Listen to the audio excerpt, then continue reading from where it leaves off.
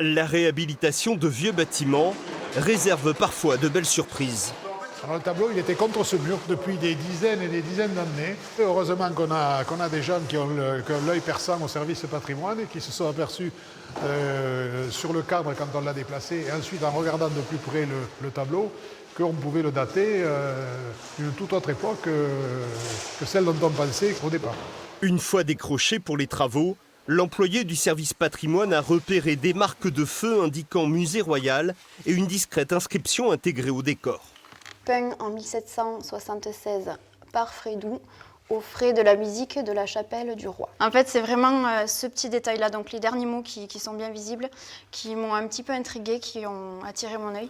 Après plusieurs semaines de recherche, le tableau, longtemps considéré comme une copie, s'est révélé être en fait une œuvre originale du portraitiste Jean-Martial Frédou.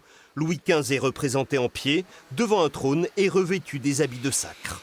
C'est une réplique, donc c'est-à-dire une copie conforme de l'original peint par Michel Vandelot en 1760.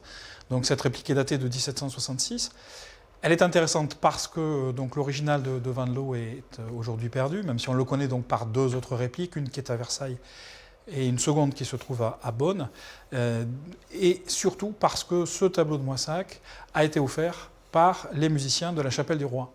Donc c'est un argument supplémentaire pour son intérêt patrimonial national.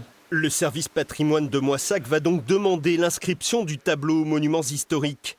Après sa restauration partielle, l'œuvre longtemps condamnée à la salle du conseil municipal sera exposée dans le futur parcours muséographique racontant l'histoire de la ville.